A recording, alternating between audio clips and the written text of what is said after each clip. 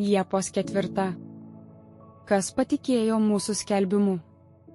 Ir kam buvo preikšta viešpaties ranka?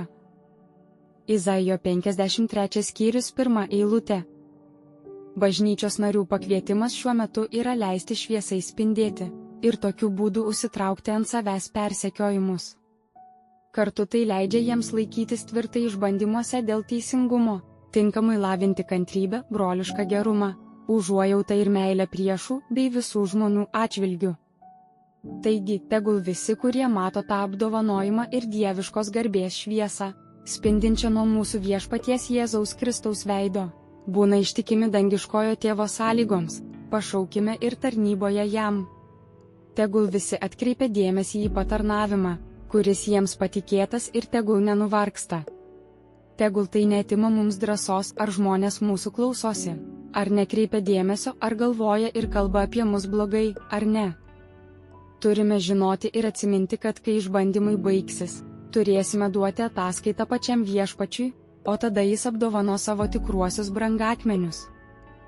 Dievo žmonės mūsų nelaimingai ir vargstančiai puolusiai giminiai atneša žinią, kuri labiausiai ją pakelia dvasioje ir kuri pilnai pritaikyta prie jos reikalų.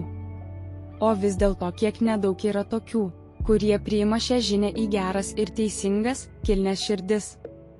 Šios skelbiamos žinios ir atliekamos misijos centras yra Kristus nukryžiuotasis, Dievo jėga ir išmintis.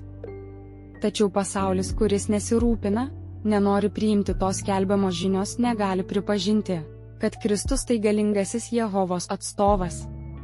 Todėl mes neturėtume prarasti drąsos, neturėtų mus užvaldyti abejingumas, matant pasaulio netikėjimą, nes tai pasaulis žiūri į krikščioniškus mokinius.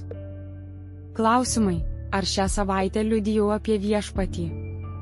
Kokiose aplinkybėse? Kaip priėmė mano liudijimą? Kokios turėjo įtakos šis liudijimas man ir kitiems? Kas patikėjo mūsų skelbimu? Ir kam buvo preikšta viešpaties ranka? Izaijo 53 skyrius 1 eilutė.